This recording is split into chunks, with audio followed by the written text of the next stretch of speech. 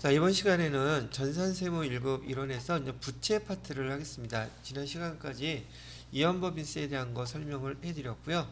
이연법인세에 대한 것들은 앞에 처음에 예를 들어드렸던 용어들하고 그 상황만 잘 이해를 먼저 해놓으시기 바랍니다. 자, 부채에서는요, 부채의 개념, 유동부채, 그다음에 비유동부채, 전환증권, 그다음에 충당부채와 우발부채, 퇴직연금. 퇴직연금이 끝에 와 있는 것은 세무 1급에서 특히나 거기 퇴직연금 중에서 확정 급여형 퇴직연금이 우리 법인 세무 조정할 때 아주 조정 명세서 중에 하나거든요. 그러다 보니까 기본적으로 재무회계에서 확정 급여형에 대한 퇴직연금의 그 회계 처리들을 먼저 잘 이해를 해 놓으시라는 차원에서 이렇게 정리를 해 놓는 것 같아요. 자, 이렇게 하나 설명을 해 드리고요. 교재를 좀 똑같이 보시면서 하나하나 설명 구분한 다음에 필요한 거는 제가 그 화면에다가 얘기를 해 드리도록 할게요. 부채. 부채라는 것은 자산은 우리가 나중에 미래 경제적 효익을 유입하는 것이라고 그랬지만, 부채는 미래 경제적 효익을 희생 또는 유출해야 되는 것을 말한다고 되어 있었죠. 부채도 자산과 같이 유동, 비유동 구분한다고 아까도 같이 설명을 해드렸었어요. 자, 그래서 보시게 되면 이거 몰라서 보라는 건 아니고요. 여기 유동부채에 단기 차입금부터 그다음에 등등 다 있는 거 계정들 보이시죠? 여기서 유동성 장기부채 이거 모르시지는 않을 것 같은데 다 알고 계시죠? 그다음에 제가 계정 나갈 때 모르는 거 손들고 물어보라고 얘기해드렸어요. 유동성 장기부채는 장기 차입금인 경우 내년에 돌아오는 만기가 되는 것들은 장기 차입금 중에서 내년에 해당되는 것만큼만 유동성 장기부채로 대체해줘야 된다는 거 알고 계실 거라고 보고요. 여기 유동부채에 아까 설명해드렸던 이연법인세 부채 여기 들어가 있는 거 보이시죠? 그 다음에 비유동부채에 여기도 이연법인세 부채 똑같이 들어가 있는 거 보이시죠?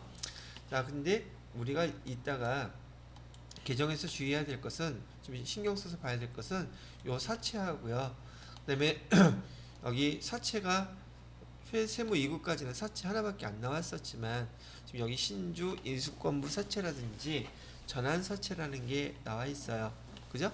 그래서 요거 잠깐 구분하는 거 용어들 한번 보도록 하겠고요.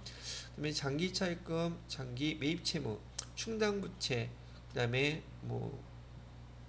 충당부채 그 해당 상대적인 그 부채가 그 뭐죠? 우발부채 있죠? 충당부채, 우발부채 그 용어를 구분하는 것도 세무 2급에 나왔던 항목이긴 한데 뒤에 설명이 나오게 되면 제가 다시 한번 설명 간단하게 정리하고 넘어가도록 하겠습니다. 자, 그렇게 보셨고요. 계정들은 유동부채, 유동부채, 비유동부채 우리 앞에서 제가 열심히 많이 강조했던 정상적인 영업주기 내 소멸할 것이라 되어 있죠. 자산 같은 경우는 소멸이 아니라 유입될 것이라고 생각하는 거라 그랬잖아요. 근데 여기 뭐라고 되어 있어요? 1년 이내 결제되지 않더라도라고 되어 있죠. 이것도 마찬가지로 유동으로 구분한다. 1년 원래 넘으면 비유동이잖아요. 근데 왜 유동으로 분류하래요?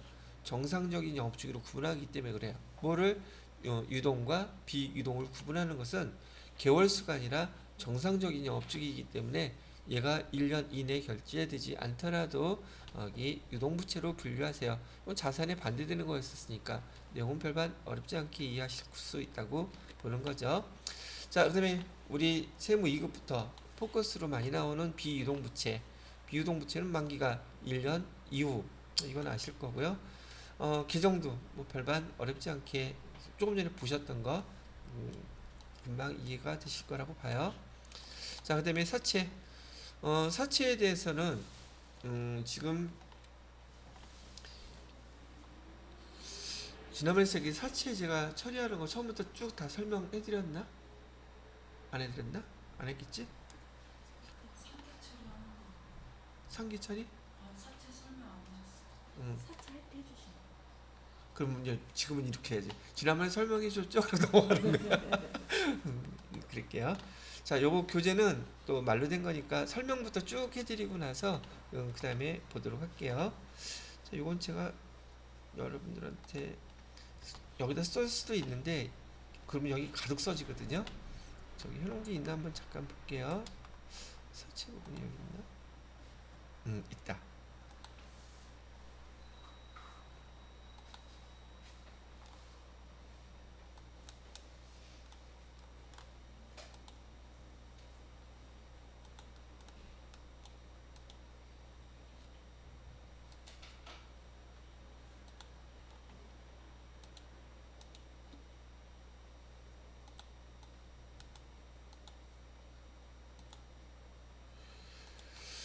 자, 요것도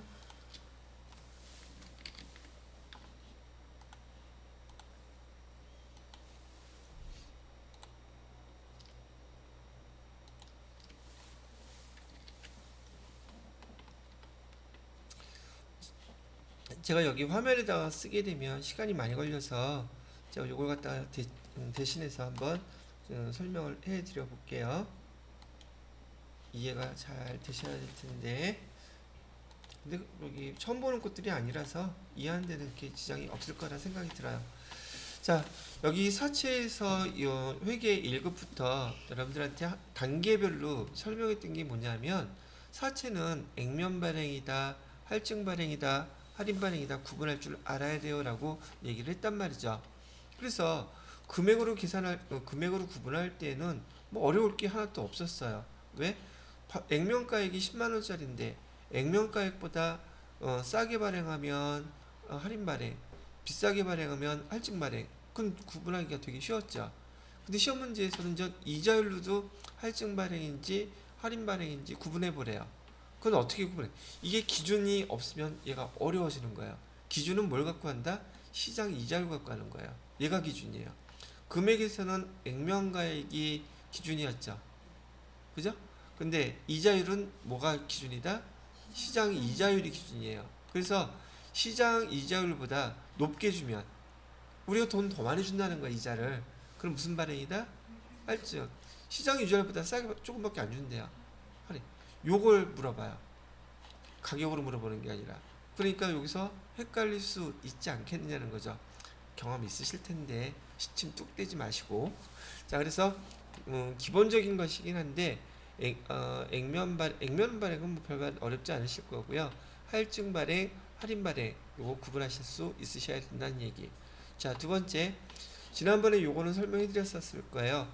사채 발행 금액 결정할 때 두 가지가 필요하다 그랬었죠. 물론 또 기억이 안 나시겠죠. 사채를 발행하는 금액 예를 한번 들어볼게요. 천천히 설명할 테니까. 지금 액면가액, 사채 액면가액은요 10만원이래요. 그러면 얘를 보편적으로 회사에서 사채를 발행하게 되면 3년 만기가 보편적이거든요. 그럼 3년 후에 얼마 갚아야 된다는 뜻이에요? 10만원을 갚아야 된다는 뜻. 상환기간은 3년. 그 다음에 액면 이자율은 요 사채를 갖다가 우리가 팔고 그 사채를 갖고 있는 사람한테 액면 이자율 10% 매년 10% 이자로 지급할게요. 약속한 이자율이에요. 그리고 그게 얼마? 10%. 그다음에 유효 이자율. 유효 이자율 요 용어는 좀 이따가 설명 같이 해드릴게요.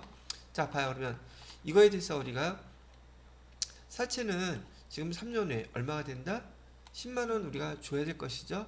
도로 사갖고 와야 되잖아요. 약속한 거니까. 그러면 1년마다 지금 이자 얼마씩 주기로 약속했어요. 10%씩이니까 만 원씩 매년 나가야겠죠. 근데 얘가 만기가 3년짜리니까 만 원, 만 원, 만 원 이렇게 나가면 총 지급되는 이자는 3만 원이 되겠죠. 그죠? 그래서 총 지급되는 이자가 3만 원이 되는 거예요. 이것도 이해가 되시나요? 자, 그러면 사채를 발행할 때 우리가 얼마에 그냥 발행하고 싶다고 해서 그냥 막 발행하는 게 아니에요. 그래서 이 사채의 현재 가치 그걸 계산해 봤더니 요게 나왔어요. 지난번에 제가 이자율 얘기해 드리면서 지금 예금에다가 10만 원을 갖다가 지금 제가 예금을 해놨어요. 근데 이자율이 10%래. 그럼 1년 후에 우리는 얼마를 받을 수 있죠? 여기다 써놓고 할까요? 자, 지금 예금에 가입한 금액은 10만 원이에요. 이 10만 원 누구한테 줘야 돼요? 은행에다가 맡겨야 되겠죠. 그리고 얘 1년이 지난 다음에 이자율은 몇 퍼센트 준다고요? 10% 준대요. 그럼 얘 계산할 때 원금으로 줬던 내 돈은 돌려받아야 될 거 아니에요. 거기다가 1년 저기 빌려주면 10만 원 아니 10% 준다면서요. 그럼 얼마? 10,000원 이자 받아야 되겠죠. 그래서 총 들어오는 금액은 얼마를 내가 1년 후에 받게 돼요. 11만 원 받게 되죠. 그죠? 왜 여기 내 돈 10만 원과 1년 후에 11만 원, 왜 이런 차이가 생겼냐는 거예요. 바로 요 이자 때문에 그런 거죠. 그죠? 그러면 얘를 갖다가 우리는 현재 가치라고 부르고요. 얘는 미래의 가치라고 불러요. 지금 여기선 1년 이자율이 10%였었기 때문에 얘가 여기 11만 원이 된 거는 어렵지 않게 이해하실 수 있잖아요. 그러면 요 돈을 똑같은 논리로 10% 1년 더 주게 되면 여기 11만 원에 또 10%가 되겠죠. 그럼 금액이 더 커지겠죠. 이해되시? 그럼 3년 되면 더 커지겠죠. 이렇게 지금 현재 가치는 10만 원인데 3년 후에 미래 가치는 이자율 10%, 10%, 10% 이렇게 곱해서 금액이 더 커질 거란 말이에요. 이해가 됐습니까? 그런데 지금 줄여서 얘가 미래 가치인 건 아시겠죠? 현재 가치는. 그러면 거꾸로 얘기해서 지금 이 11만 원의 미래 가치를 현재 가치로 얼마입니까? 라고 물으면 요거를 삼각하면은 이 금액이 된다는 뜻이에요. 그러면 원금보다 보통 작아지는 게 맞겠죠? 자, 봐요. 여기 지금 우리가 3년 후에 얼마 갚아야 돼요? 10만 원. 얘를 현재 가치로 하면 금액이 작아지겠죠? 그래서 7만 1,180원. 얘는 아주 정확히 계산한 거예요. 이해가 됐습니까? 그 다음에 우리가 지급해야 될 돈도 액면가액으로 3만 원을 지급하지만 얘를 현재 가치로 따져보니까 현재 가치로는 얼마가 나온다는 얘기예요? 24,018원이 나온다는 뜻이에요. 이해됐죠? 이 두 개 합친 것, 요 금액이 바로 우리가 사채를 발행하는 금액이 되는 거예요. 그러니까 사채를 발행할 때 그냥 얼마 마음대로 발행하는 게 아니었다는 뜻이에요. 그래서 여러분 회계 1급에서 나오긴 했지만 시험 문제는 주로 세무 2급에서 얘를 물어봤어요. 뭘 물어봤냐고요? 사채 발행 금액은 어떻게 결정되죠? 그리고 보기에 말로 쭉 글씨로 써놨었어요. 첫 번째, 사채 발행 가액은 사채의 현재 가치와 그 다음에 총 지급되는 액면에 지급되는 이자의 현재 가치 두 개를 합쳐서 사채 발행가액이 결정됩니다. 이렇게 나온 거예요. 지난번에 얘기했던 것도 기억나요? 제가 요거 설명했던 거예요. 그때 하면서 현재 가치란 용어 우리 재무회계에서 측정이라는 단어를 사용합니다라고 그거 설명할 때 얘기해 드렸던 거예요. 라고 나는 기억하는데 여러분은 기억이 안 날 수도 있죠. 근데 지금 이거 얘기 알아들으면 돼요. 자, 다시 시험 문제 아주 많이 나오는 거예요. 모든 회계 시험, 이론 시험 문제에서 많이 출제를 해요. 자, 사채 발행가액은 어떻게 결정된다고요? 두 가지예요. 첫 번째는 뭐다? 사채 액면의 현재 가치. 지난번에 정철 씨가 이거 맞췄잖아요. 그래서 두 번째로는 지급되는 이자의 현재 가치. 두 개가 합쳐져서 사채 발행 금액이 결정돼요. 그러면 액면가액 3년 만기인 이 사채를 발행했을 때 우리 회계 처리해야 되잖아요. 그러면 사채라는 부채가 차변에 기록돼요? 대변에 기록돼요? 여기 대변에 이렇게 10만원 기록해주면 되죠. 얘는 비유동부채예요. 3년 후니까. 이해됐어? 그럼 이제 발행가액이 결정됐잖아요. 그럼 얘는 팔아서 돈 들어왔다고 봐야 되겠죠. 그래서 보통 예금으로 얼마를 받았겠냐고 물어보면 이 금액을 받은 거예요. 이것도 이해되심? 됐어? 그러면 봐요. 사채는 우리가 3년 후에 갚아야 될 돈. 지금 내가 받은 돈은 95,000원. 됐죠? 금액 차이 나잖아요. 차변 합계 금액과 대변 합계 금액은 일치해야 되죠. 그래서 여기 사채 할인 발행 차금. 사채를 발행했는데요. 돈이 이만큼 차이가 나네요. 만약에 대변의 차이가 나면 걔는 사채 할증 발행 차금이 되겠죠. 여기까지 이해되시? 요 회계 처리는 회계 1급에 나오는 과정이에요. 시험 문제에서도 회계 1급에 주로 얘기를 냈다는 얘기고요. 됐습니까? 자, 여기서 이게 잘 얘기 들으셔야 돼요. 여기서 이제 삐끗하면 완전히 딴 나라 얘기가 되는 거니까. 저기 사채에 표시되어 있는 이 액면 이자율은 이 사채를 사간 사람한테 지급하기로 약속한 퍼센티지죠. 그럼 죽었다 깨어나도 매년 이만큼은 나가야 되죠. 이해됐어?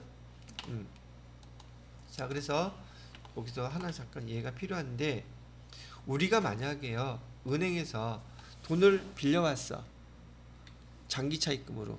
장기 차입금 10만원 이렇게 빌려왔을 때 우리가 차변에 보통예금으로 입금된다고 치면 보통예금에는 얼마가 입금돼요?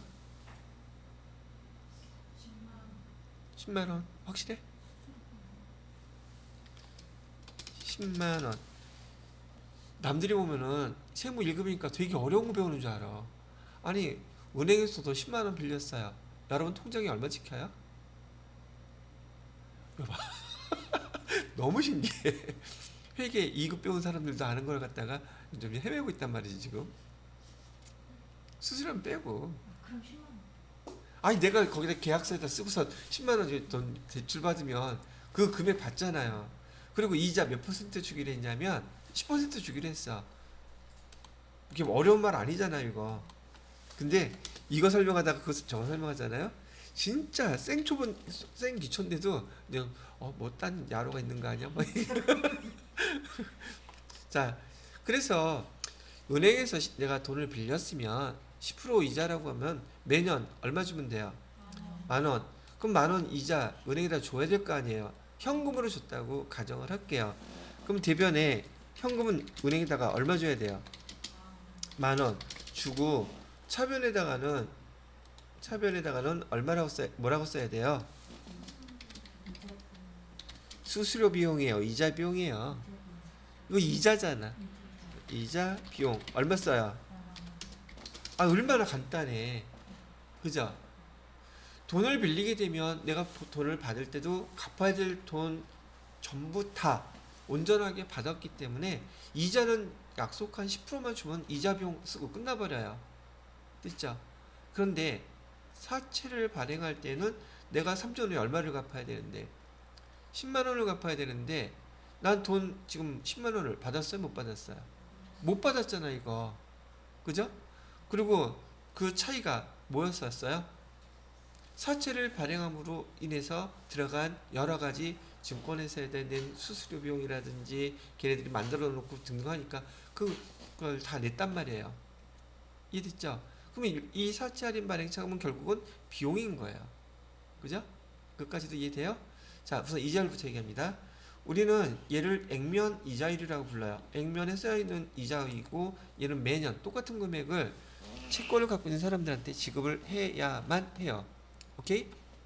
그런데 유효이자율이라고 얘기하는 것은 여러분이 그냥 이해하기 편하게 내 입장에서 이자율은 만약에 제도를 다 받았다면 10,000원만 요거 주면은 이자 비용 이걸로 하고 끝났을 거 아니에요. 여기 이자 비용.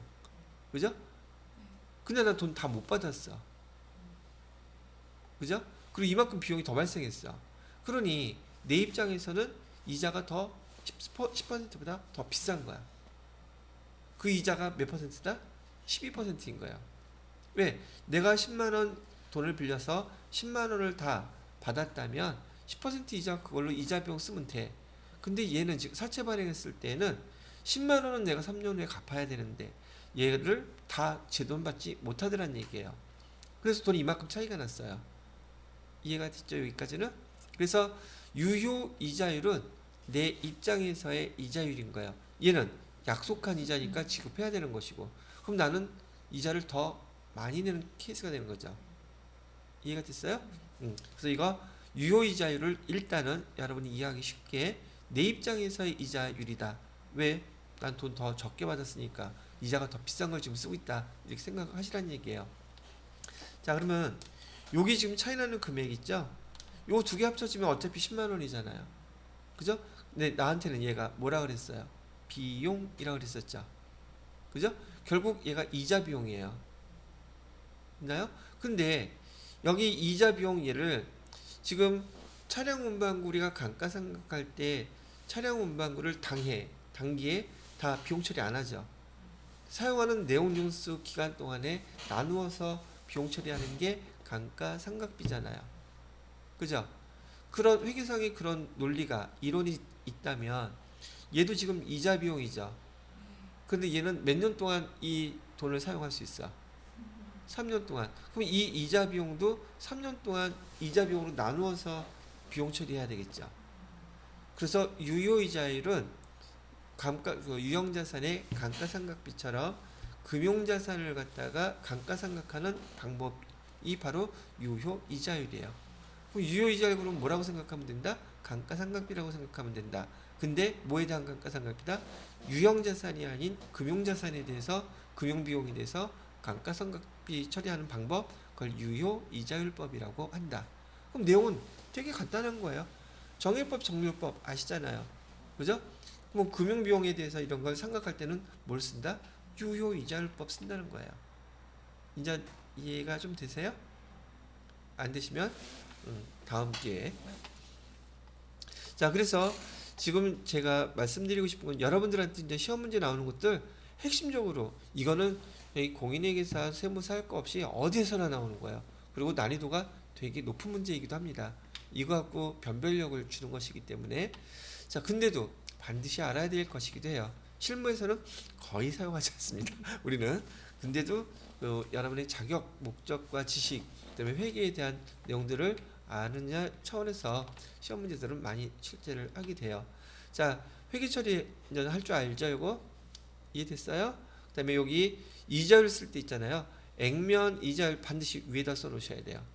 그다음에 유효이자율은 여기 우리가 돈 받은 거 있죠? 이 돈 받은 거 지금 계정으로는 보통예금이라고 써놨지만 이 보통예금에 다른 명칭이 두 가지 있다고 지난번에도 얘기해 드렸어요. 첫 번째는 여기 발행가액, 또 하나는 장부가액. 같은 말이에요. 뭐가? 발행가액, 장부가액.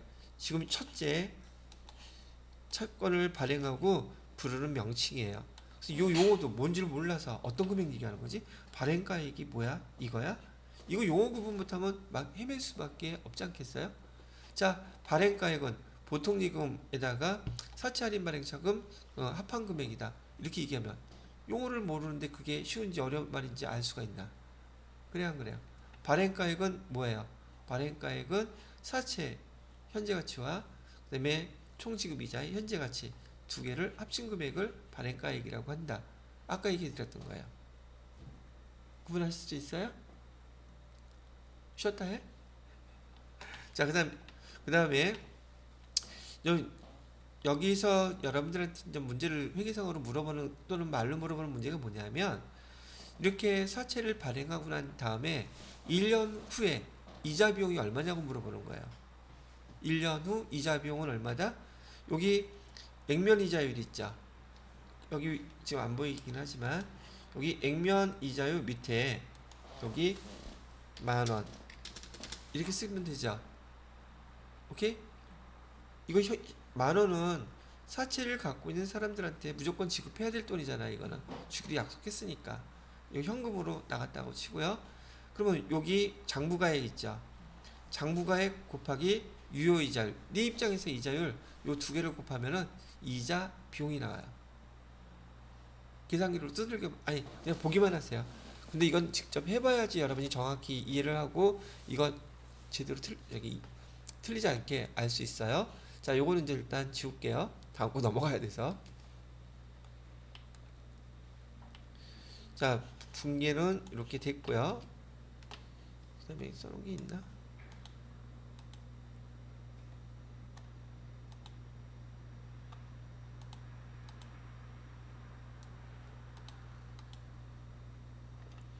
아쉽게 그 다음 거는 안 써놨네요. 이 중요한 걸.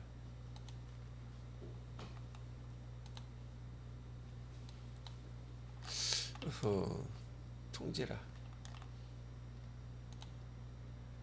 제가 분명 어제 써놨을 것 같은데 준비가 안 된 상태로 이어서 계속 설명합니다. 자, 여기 사채 발행까지는 알아들으셨죠?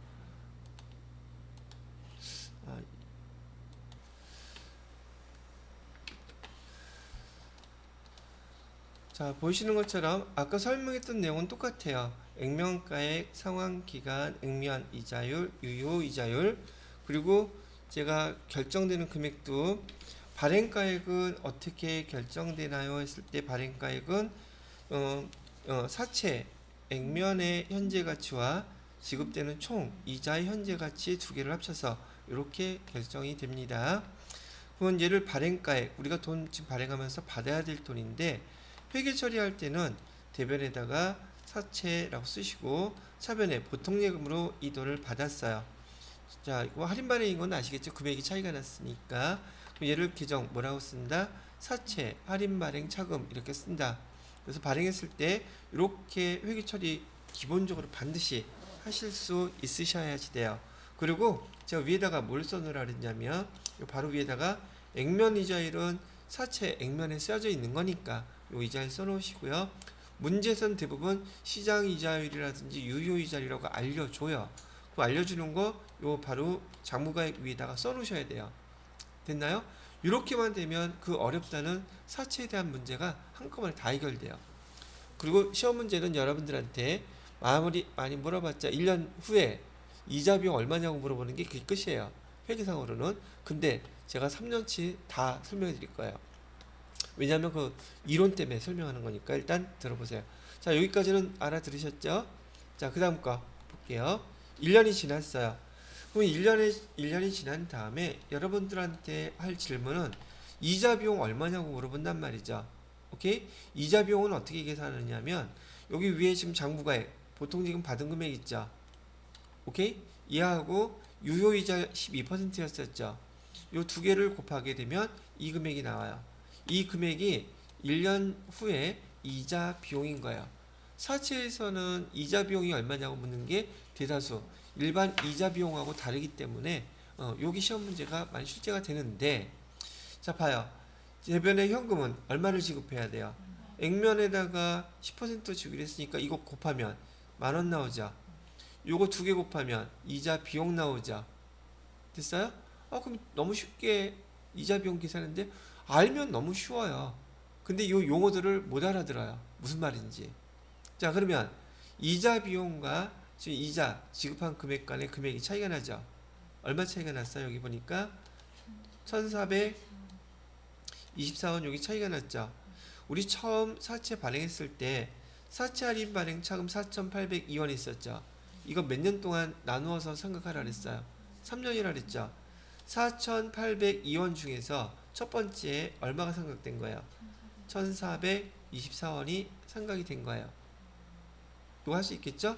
자, 그 다음에 시험 문제. 1년차, 1년 지났을 때 정보를 알려줘요. 어떤 정보를 알려주느냐면, 사채 액면 이자율은 10%이고, 사채 발행가액은 10만원입니다. 이거 가르쳐 주고요. 첫 번째 사채 할인 발행 차금은 1,424원이었어요. 이것도 가르쳐 줘요. 그러면 이자 비용은 얼마죠? 라고 물어봐요. 그럼 이거 두 개 더 하면 되잖아. 그게 이거잖아. 근데 말 못 알아들어요. 답을 다 가르쳐 주는데도 사채라는 말만 나오면 머릿속에서 완전 마비가 생겨가지고 이거 찍어야 되는 문제다. 이렇게 생각한다는 얘기예요. 다 가르쳐 주는데도 못해. 그럼 이게 이자 비용 어떻게 계산하는지, 사채 할인 발행 차금 상각이 왜 이렇게 일어나는지 이유를 알아야 된단 말이죠. 이걸 모르고 교재 아무리 봐봐요. 이해가 되나? 시간이 엄청나게 걸려 이거 이해하려면. 여기까지 이해되셨습니까? 자, 이제 두 번째 해.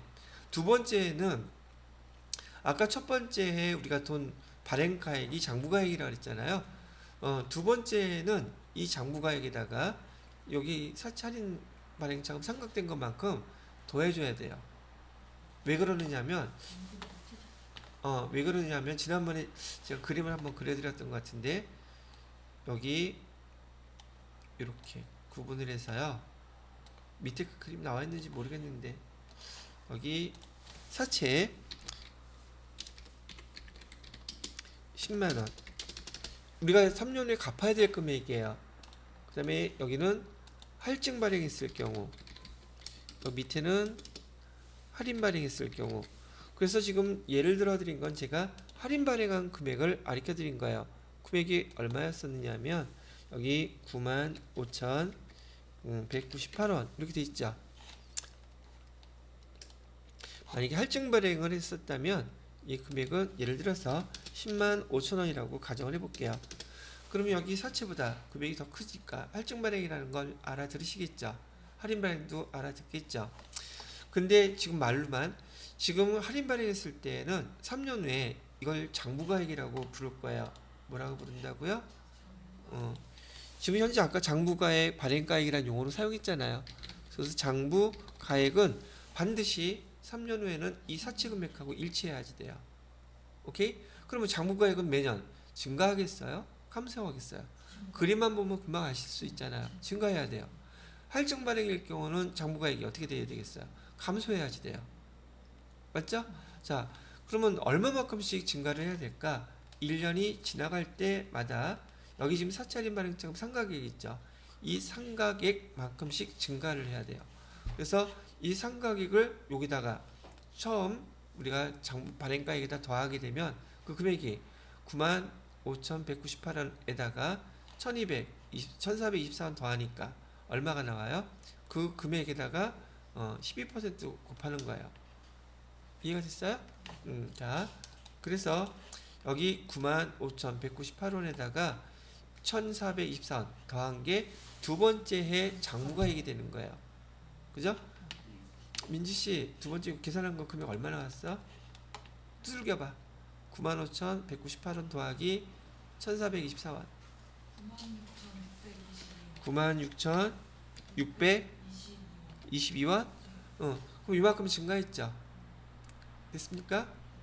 근데 거기에다가 똑같은 유효이자를 12%로 곱하니 이자 비용도 증가하겠죠? 그래서 이자 비용은 얼마가 나왔어요? 이자 비용은 11,595원 나왔죠? 그리고 두 번째에도 현금은 액면가액의 10%를 무조건 줘야 되잖아요. 이건 변동사항이 있다 없다. 얘는 3년 내내 똑같아요. 그리고 두 번째 해 사채 할인 발행 차금은 바로 얘하고 얘하고 차이잖아요. 그러면 요거서 이거 되게 어려운가?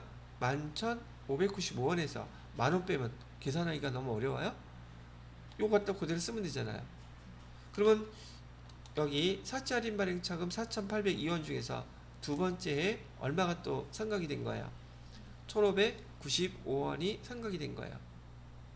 이해됐어요? 안 됐어요? 됐죠? 세 번째 건 지금 밑에 나와 있는데 똑같은 방법이에요. 여기 설명부터 해주고 그냥 보여드릴게요.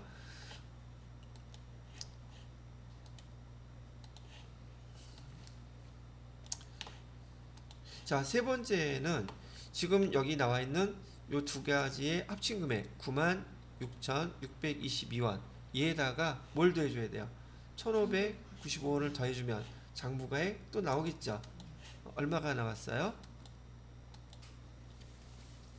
97,000 얼마 나왔어요?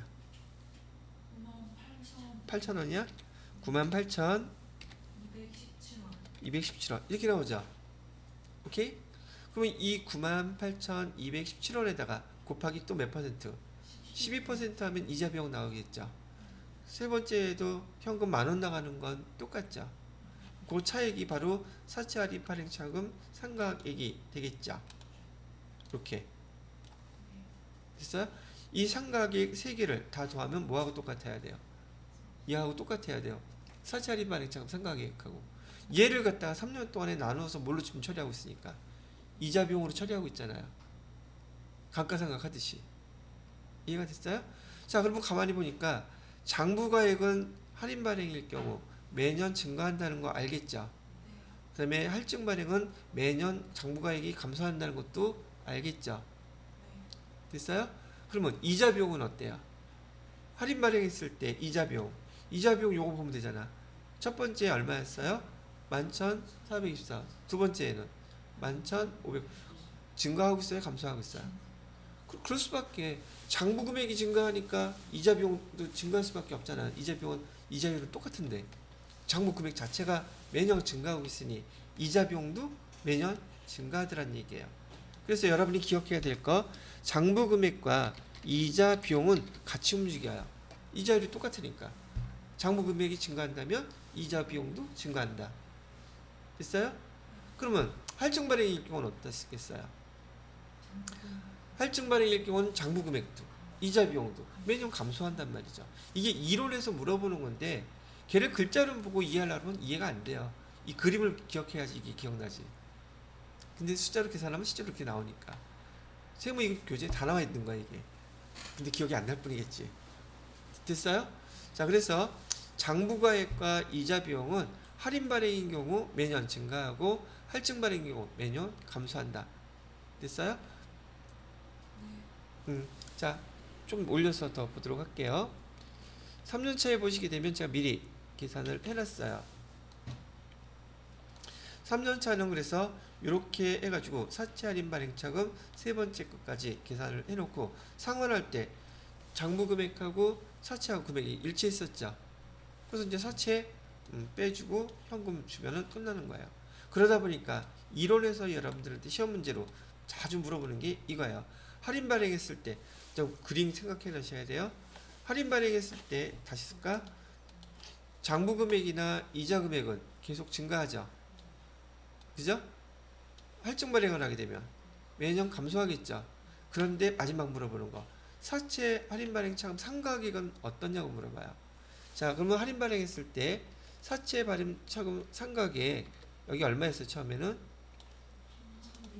1424원, 두 번째에는 그러면 계속 증가하죠. 그래서 할인 발행했을 때 사채 할인 발행 차금 상가액도 매년 증가한다요. 오케이? 세 가지를 명확히 기억하셔야 됩니다. 자, 여기다 써놓고 자, 할인 발행일 경우 장부가액 또 모두 이자 비용 또 모두 사채 할인 발행 차금 이 세 가지가 모두 증가하죠. 우리 좀 계산해서 봤잖아요. 얘네들이 모두 증가만 하더라도 여기서 다 증가한다고 여기 나와 있죠. 할인 발행했을 때, 그죠? 자, 그러면 할증 발행했을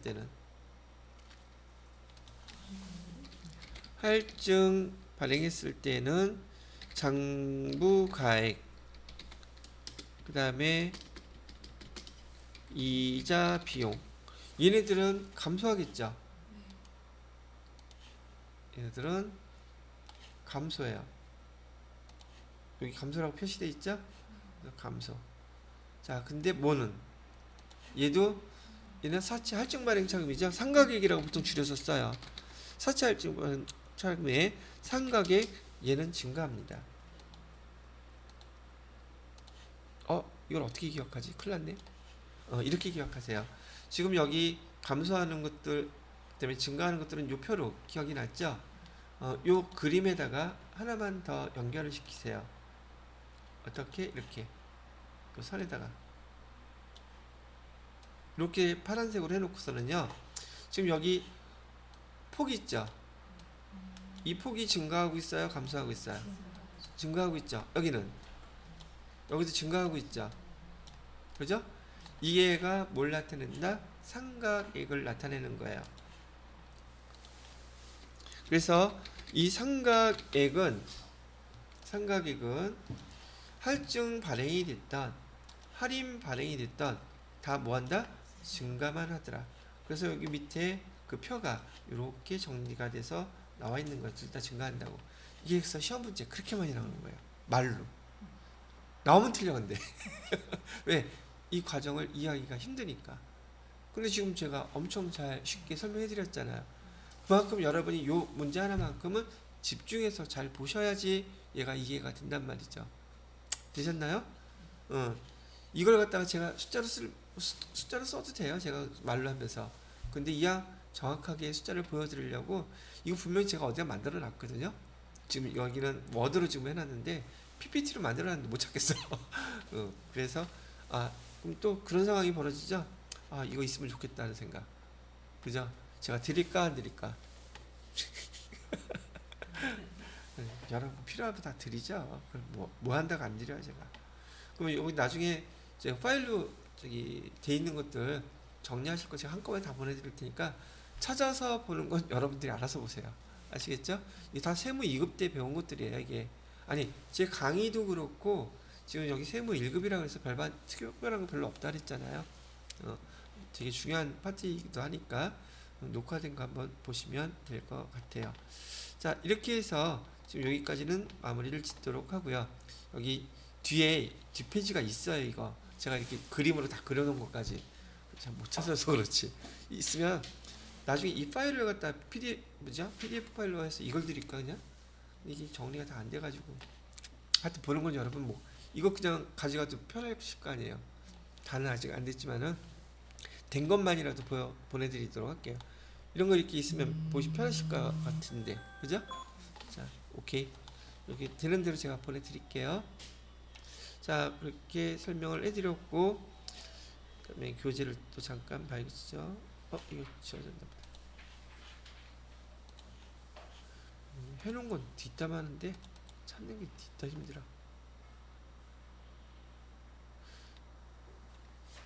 자, 여기 이제 교재에서 한번 읽어보면서 여러분들 메모해놓은 거 있잖아요. 그거하고 이제 비교해서 보시면 될 거예요. 그래서 말귀를 알아들을 수 있다면 제대로 이해를 하신 거고, 이게 또 어렵다 그러면 다시 한번 복습을 하셔야 될 겁니다. 요거는 잠깐 쉬었다가 하도록 할게요. 자, 이제 내용을 보시게 되면 사채 발행과 발행 금액의 결정이라고 되어 있죠. 사채는 액면 금액의 현재 가치, 요 말은 이제 금방 이해되실 거고요. 액면 이자의 현재 가치 합한 금액으로 한다고 이렇게 딱 회계 1급 교재부터 나왔었어요. 근데 이게 잘 눈에 와 닿지도 않고 뭐 들어오지도 않고 이해가 안 되는 거야. 왜? 이런 상황을 갖다가 이해가 안 됐을 때는 결국 사채의 발행 금액은 액면 이자율과 시장 이자율 차이에 의해서 나타나게 됩니다. 그래서 아까 회계 처리했을 때 금액 차이 나는 걸 사채 할인 발행 또는 사채 할증 발행 차금이라고 썼던 얘기를 이렇게 말로 하고 있는 거예요. 액면 이자율은 사채에 표시된 이자율, 그래서 액면 이자율로도 쓰고요.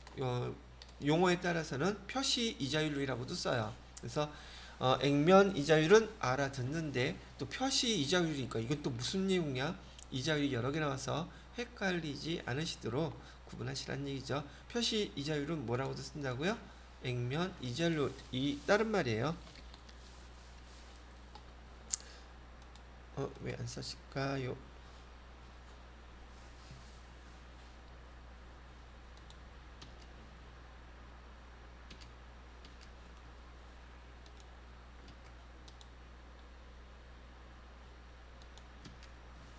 이거 또 멈췄나?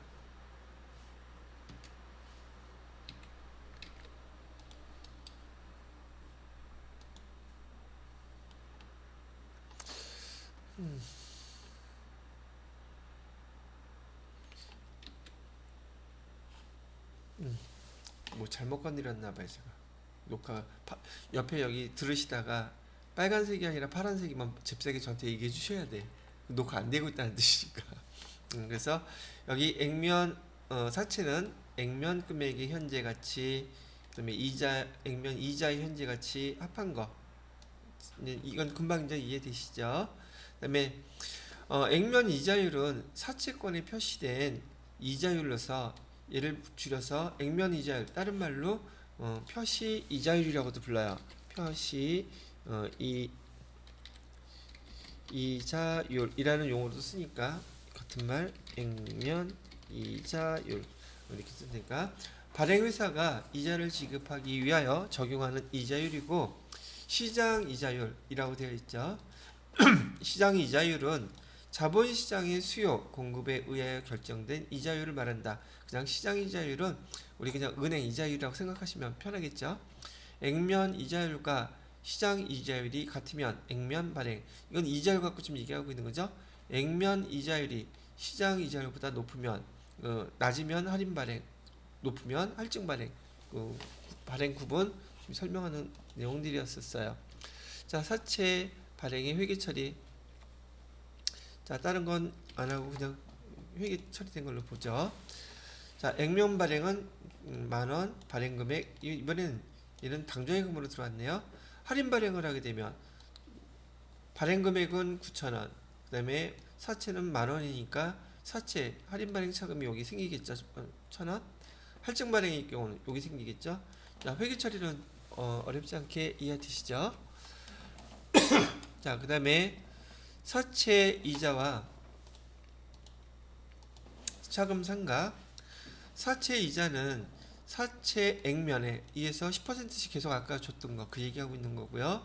그다음에 기간을 적용한 액면 이자와 사채 할인 발행 차감 상각액을 가감하여 이자 비용으로 처리한다. 이자 비용은 뭐였었어요? 액면으로 나간 금액에다가 사채 할인 발행 차감 상각액 두 개 더한 게 그 해 이자 비용이었었죠. 요거 문제. 할인 발행한 경우에는 사채 할인 발행 차금을, 할증 발행한 경우에는 사채 할증 발행 차금을 뭘로? 유효 이자율법. 이거 뭐라 그랬어요? 유형자산으로 따지면 감가상각하는 방법이라고 얘기했었어요. 상각한다. 사채 할인 발행 차금 상각액은 이자 비용에 당연히 가산해야 되겠죠. 사채 할증 발행 차금의 상각액은 이자 비용에서 얘는 반대로 차감을 해야 되겠죠. 자, 그래서 아까 그 그림 잘 기억하고 계셔야 돼요. 이론에서 그 그림이 되게 중요한 거예요. 자, 유효이자율법에 의하면 사채의 장부금액, 사채의 장부금액은 사채 할인 발행 차금 상각액만큼 할인 발행일 경우는 더해줘야 될 것이고 할증 발행일 경우는 그만큼 빼줘야지 감소하겠죠. 좀 그렇게 더하고 빼고 나온다는 얘기고요. 유효 이자율을 적용하여 구한 이자액이 이자 비용이 되고 이자 비용에서 액면 이자액을 차감한 것이 사채 할인 발행 차금의 상각이다. 아이고 힘들어. 근데 이걸 말로 이렇게 보니까 정말 정신 없잖아요. 모르는 용어가 대다수야. 근데 아까 제가 해주는 그 내용만 머릿속에 연습 한 3번 정도는 하셔야 될 거예요. 해보면서 차근차근 연습하시게 되면 이 용어가 천천히 머릿속에 다 들어와야 된다는 얘기를 합니다. 자, 필수 예제는요. 저기 금액이 여기는 얼마로 되어 있어요?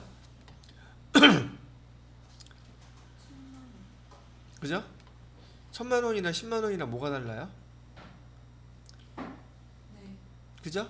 퍼센티지만 바꾸면 되는 거잖아. 자, 요거는 지금 당장 제가 잠깐 시간 드릴 테니까 보세요. 이거 보고 이해하실 수 있어야 돼요. 아까 제가 써드린 거하고 얘하고 다른 거 아무것도 없어요. 이자율하고 뭐만 다를 뿐이니까, 금액만 다를 뿐이니까요. 자, 이거 잠깐 정지시켜 놓을게요. 자, 지금 여러분이 설명 들은 것 내용대로 여러분이 이 내용 그대로 한번 따라서 써보시게 되면 금액은 거의 근사치로 다 맞는 것들이에요. 제가 설명해드렸던 10만원이나 뭐 1,000만원이나 그게 그 내용일 테니까요. 자, 그래서 여기 설명까지 쭉 나와 있으니까 보시면 되겠습니다. 자, 이번에는 사채를 갖다 상환하게 될 때 이것도 이론에서 말로 지금 여러 번 묻는 형태 중에 하나예요. 그래서 뭘 물어보느냐면 사채가 3년이 돼서 만기가 됐어요. 그러면 상환을 해야 되겠죠? 사채를 상환할 때는 두 가지가 있답니다. 표현할 때는 사채 상환은 만기 상환과 만기 전 상환이 있다. 사채 상환은 여기다가 만기 상환이 있고 그다음에 만기 전 상환 두 가지가 있어요. 근데 우선 내용부터 한번 이해를 해보세요. 사채를 상환하는데 만기에 상환을 한다면 만기가 될 때까지 아까 우리가 만기가 되면 장부금액하고 발행금액, 사채 액면금액하고 일치해야 된다 그랬죠. 그럼 그 금액이 중간중간 갈 때마다 만기가 되면 딱 맞아 떨어지게 조정을 하겠죠. 조정을 해요, 실제로. 그래서 만기 돼서 상환하면 장부금액과 그 다음에 사채 금액이 오차가 생길까? 안 생길까? 만기가 정해져 있고 그 기간 동안에 만기가 되면 회계 담당자들이 그 시간 지나가면서 그 금액을 딱 일치를 시켜요. 그래서 사채를 상환하면서 이익이나 손실이 발생하지 않습니다. 오케이? 그냥 그대로 그냥 아까 사채 없애주면서 현금 준 것처럼 사채 상환할 때 그 손실이나 이익이 발생 안 해요. 그 차익을 조정을 하니까. 자, 만기 전 상환은 그래서 뭐가 발생 뭘 기억하셔야 된다. 만기를 상환할 때 상환 이익이나 손실이 발생한다 안 한다? 발생하지 않는다. 오케이? 그러면 만기가 되기 전에 돈이 있어서 빨리 갚아버릴 수도 있겠죠. 그죠? 근데 이 만기 전에 상환하는 방법은 여기도 크게 두 가지로 나누는데 우선은 연속 상환이라는 용어가 있어요. 또 하나는 수시 상환이라는 용어가 있는데 만기 전에 나누어서 우리 할부하는 것처럼 일정한 기간이 될 때마다 갚는 거예요. 연속적으로. 근데 그것도 벌써 10번이건 20번이건 몇 번에 걸쳐서 얘를 상환하겠다고 계획이 되어 있으면 회계 담당자들이 이거 처리하면서 그 금액이 차이 나지 않도록 다 조정해서 딱 맞춰 놓겠죠. 이런 느낌이에요. 120만 원 갚는데 12번에 나누어서 갚는다. 그러면 한 번 갚을 때마다 10만 원씩 12번 갚으면 딱 맞아 떨어지겠죠. 즉 그렇게 맞춘다는 얘기예요. 그러면 얘도 연속 상환할 때도 상환하는 날짜들이 기약 다 정해져 있으니까 거기에 맞춰서 상환하기 때문에 얘도 상환 이익이나 손실이 난다 안 난다? 얘도 상환 이익이나 손실이 발생하지 않는다는 거예요. 자, 근데 문제는 이 수시상환이에요. 수시상환은 특별하게 계획은 없어. 그런데 어떻게 하다 보니까 우리가 지금 자금에 여유가 생겼네. 그래서 이거 갚아야겠다. 그래서 어느 날 갑자기 그거 사채에 얼마를 갚아라. 60% 갚아라. 그런 얘기가 나온다 그러면 스케줄링이 안 돼 있었기 때문에 그 시점에서 상환하면서 상환 이익이나 상환 손실이 발생한다는 얘기예요. 여기서는 지금 그거 설명하고 있는 거예요. 그러면 이렇게 발생한 그 수익, 그다음에 비용, 손실 이거는 영업과 관련이 있는 거겠어요? 없는 거겠어요? 돈을 빌려 쓴 거에 대한 그 손실이 생긴 거잖아요. 그죠? 이익이 생긴 거고. 그러면 얘는 판관비겠습니까? 영업외로 다뤄야겠습니까? 그래서 영업외 비용이나 영업외 수익으로 처리하라는 것이 여기 항목에 대한 설명이랍니다.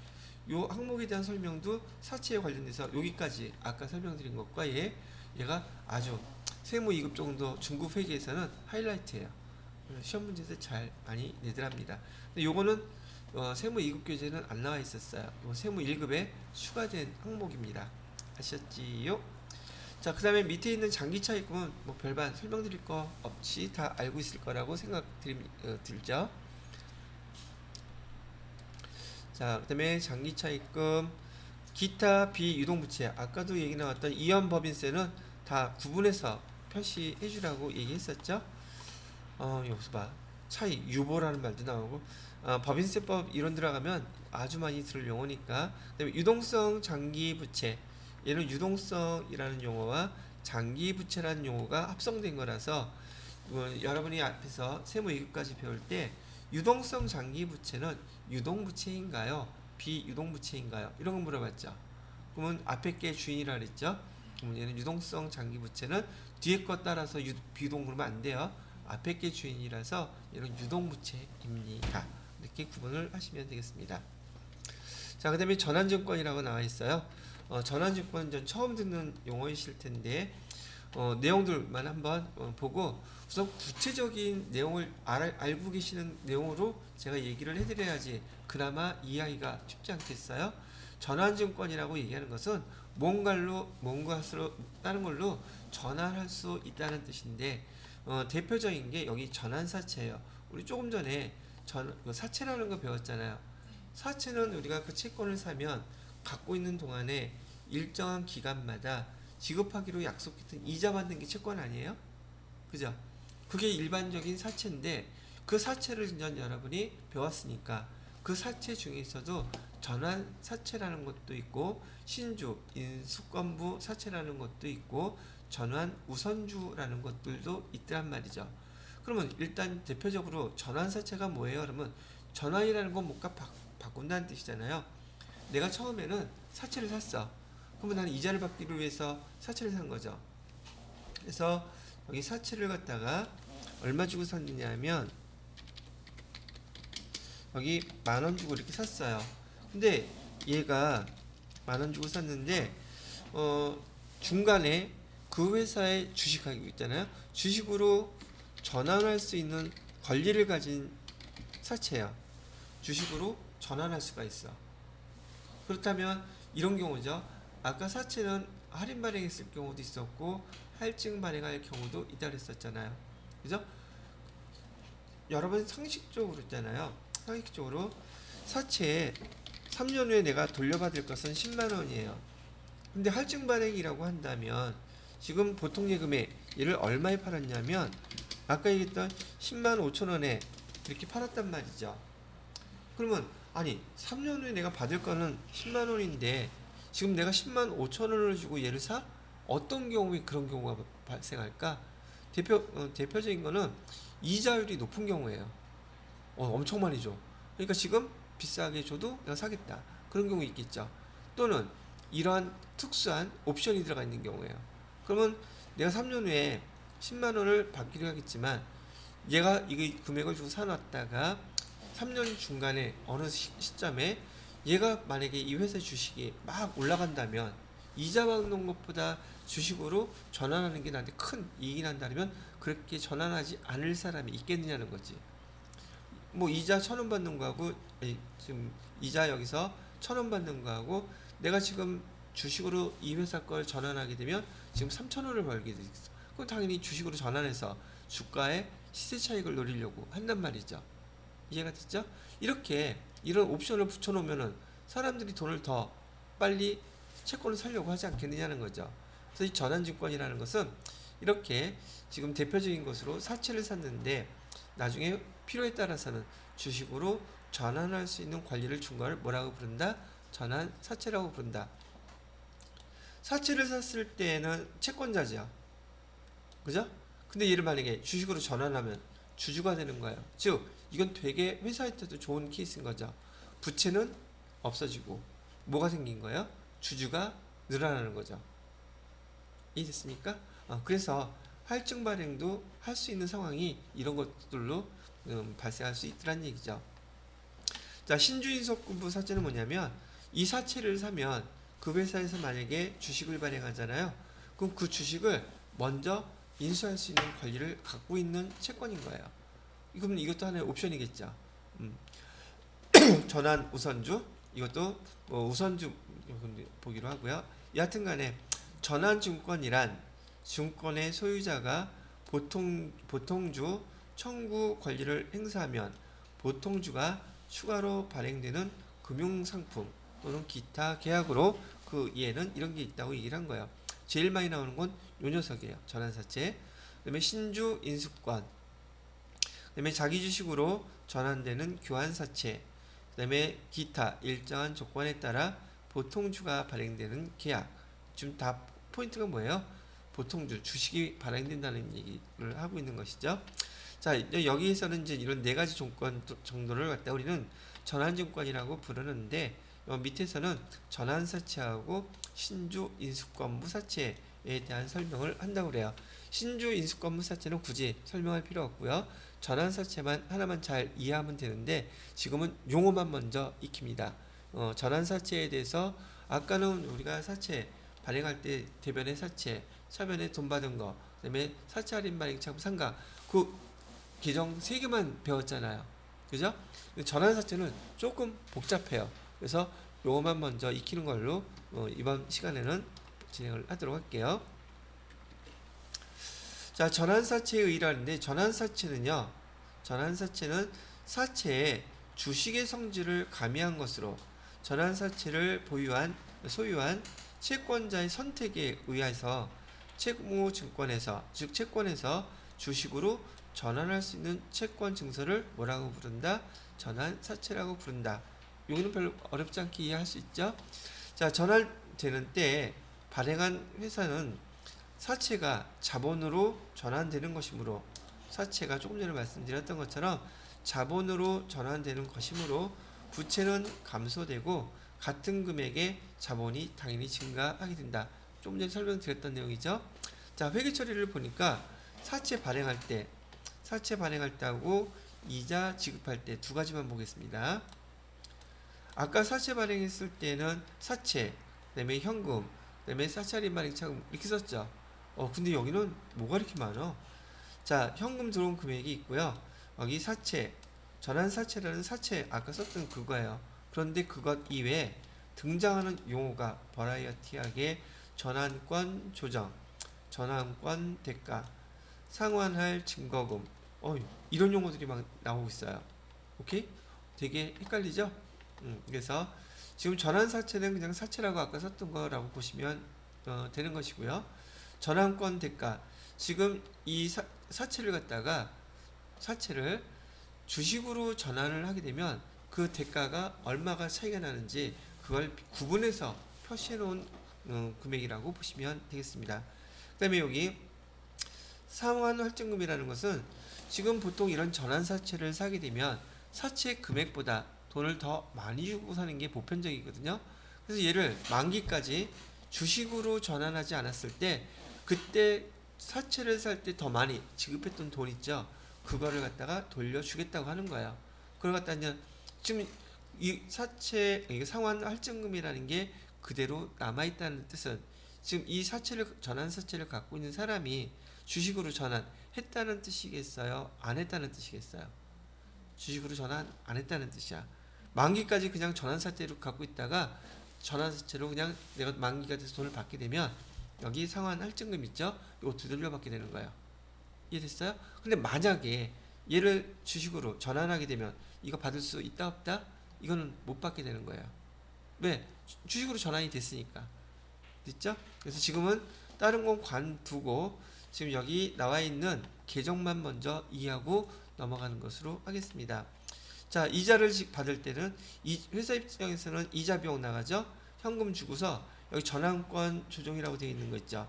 사채 할인 발행차금 상가객의 개념 그 성격이라고 보시면 돼요. 그 이자가 지급될 때마다 전환권 조정 금액을 계속 이렇게 빼서 나뉘어줘야 된다는 얘기를 합니다. 자, 그렇다면 여기에서 지금 사채 발행과 이자 지급에 대해서 주식으로 전환할 시 이건 나중에 배우기로 하고요. 여기 세 개 보시게 되면은 여기 전환권 조정이라고 나와 있고 전환권 대가라고 나와 있고 상환 할증금이라고 나와 있는데 전환권 조정은 차변에 조금 전에 기록되어 있던 거 계정 차변 위치 보셔야 되고요. 그다음에 전환권 대가와 상환 할증금은 대변에 전환사채와 같이 기록됐던 금액이라고 보시면 되겠어요. 그리고 전환권 조정, 그다음에 전환권 대가, 상환 할증금, 이자 비용까지 여러분들이 지금 쭈루룩 한번 읽어보시고 넘어가시는 걸로 끝나면 돼요. 그리고 제가 요거는 여기 파트 지문이 끝나고 나서 문제 풀어드릴 때 문제로 용어 다시 한번 설명해드리고 나서 계산 문제로 아까처럼 정리를 해드리도록 하겠습니다. 근데 이거 일일이 다 하려고 하면 아까 우리 사채 받던 거 내용 똑같아요. 글자로 보면 뭔 말인지 하나도 못 알아들어. 됐어요. 신주 인수권부 사채는 아까 얘기했던 대로 신주를 먼저 인수할 수 있는 권리를 가진 사채, 그 정도만 보시면 되겠고요. 이것도 마찬가지로 차후에 같이 설명을 해드리도록 하겠습니다. 전환사채, 신주 인수권부 사채 비교하는 것도 마찬가지고요. 자, 이번에는 여러분이 배웠던 거 정리를 다시 한번 해보겠습니다. 이번에는 여기서 뭘 설명하고 있냐면 충당부채와 우발부채라고 있는데 충당부채는 여러분이 알고 있는 계정 뭐 있어요? 충당부채는 우리 대손충당금 사실상 대손충당금 그 충당부채 라고 얘기를 아니야, 그 충당부채 아니에요. 그건 자산이에요. 참 이건 물어봐야겠다. 이게 너무 당연히 알 거라고 생각을 하면서도 외상매출금을 해야지 더 빨리 알으시나? 외상매출금 여기 100만원 있고요. 감가 대손 충당금 좀 얘기하셨으니까 대손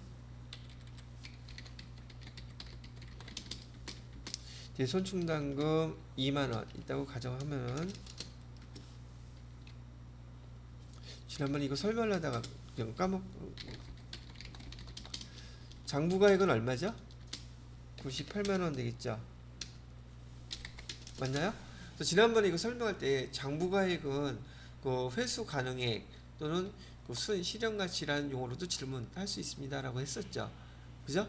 근데 지금 질문해 하려고 하는 내용은 뭐냐면 요 대손충당금 외상매출금은 자산 계정이죠. 대손충당금은 자산, 부채, 자본, 수익, 비용 어떤 거예요? 자신 있게 틀려봐요 한번. 크게. 차감 계정. 응, 차감 계정 맞아요. 얘는 매출채권인 외상매출금을 차감하는 계정이기도 하고요. 그 다음에 장부가액 98만 원으로 평가하는 평가 계정이기도 해요. 그래서 여러분이 세무 이것까지 이렇게 성격이 차감 계정이면서 평가 계정인 거를 5개 정도를 배워요. 평가 계정인 거. 그걸 기억하시냐고 물어보면 물론 또 신뢰가 되겠죠. 이 여러분 배울 때 이게 첫 번째로 나오는 게 얘예요. 자, 차감 계정이라는 뜻은 얘 매출채권이죠. 매출채권을 차감하는 계정이죠.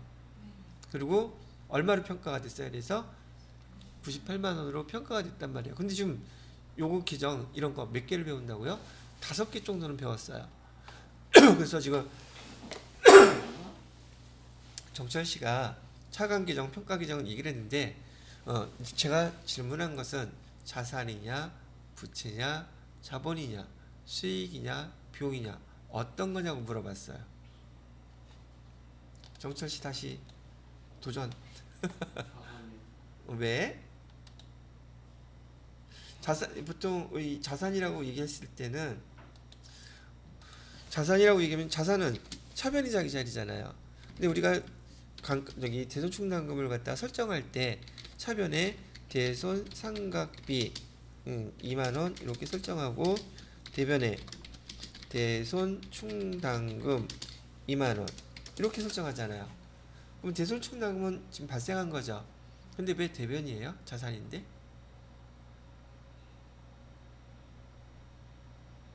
여봐, 너무 간단한 건데도 세무 1급 과정이라서 그렇게 느끼신다.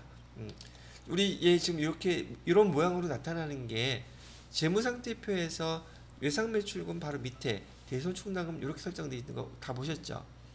얘가 자산이고 자산 밑에 표시되어 있으니 얘도 자산인 거 맞아요.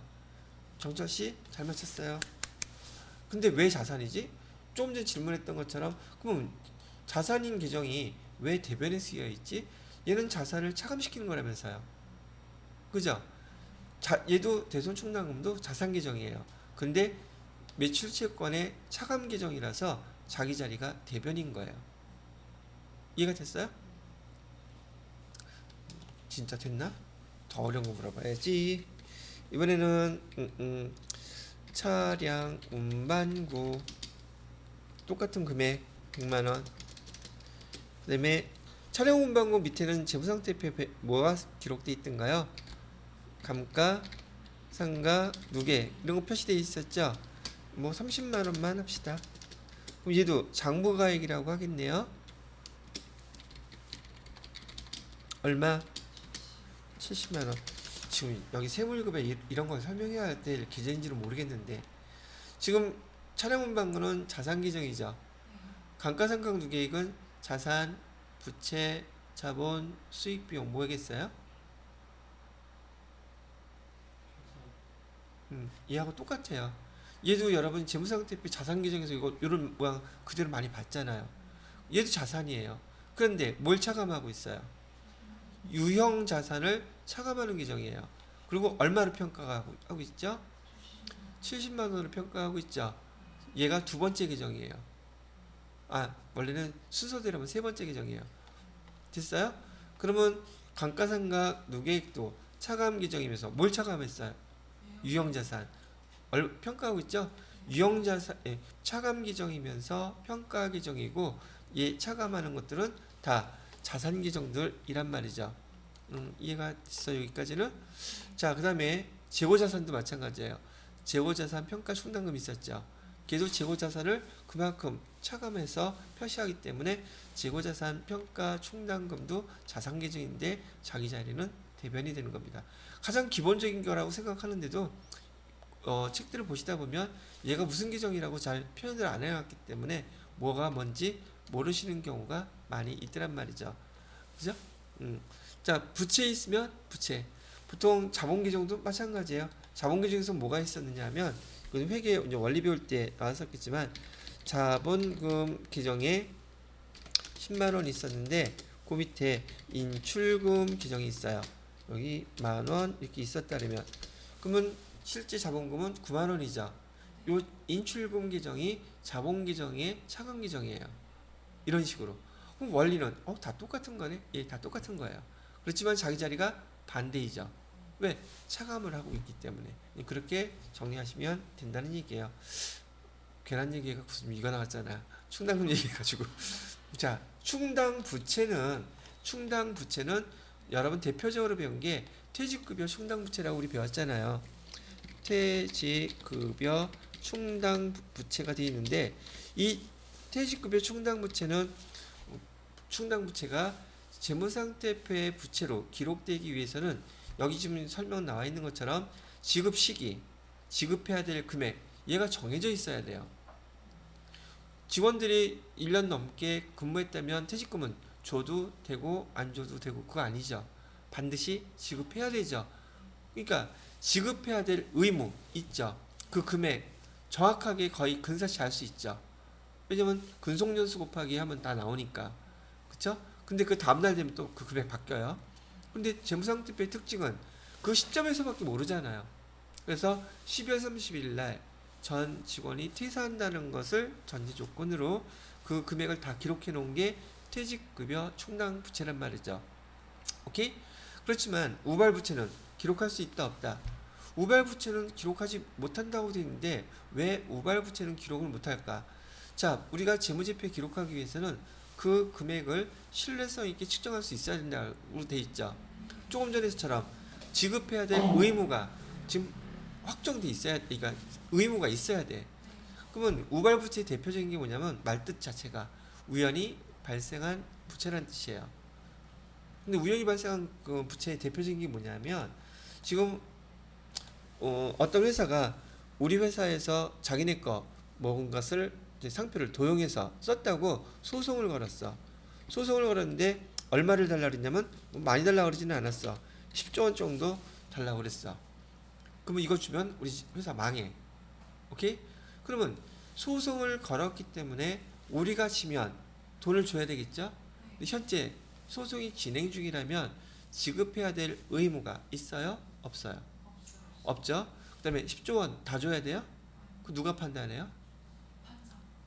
아직 결정 안 났죠? 그러면 지급해야 될 의무도 아직 없고 그 다음에 그 금액도 확정되지 않았어. 그런데 재무제표에 기록할 수 있다? 없죠, 당연히. 그래서 기록하지 않는 거예요. 그래서 충당부채는 기록하되 우발부채는 기록한다 안 한다? 하지 않는다. 반대로 소송을 우리가 걸 수도 있잖아. 소송을 우리가 걸면 우리가 이기면 10조 원 받는 거야. 그럼 그건 우발 자산이라고 불러요. 그럼 우발 자산도 기록한다 안 한다? 안 하는 거예요. 그건 다 어디에 표시한다? 주석사항에다가 표시한다. 그래서 그렇게 많이 나온 거예요.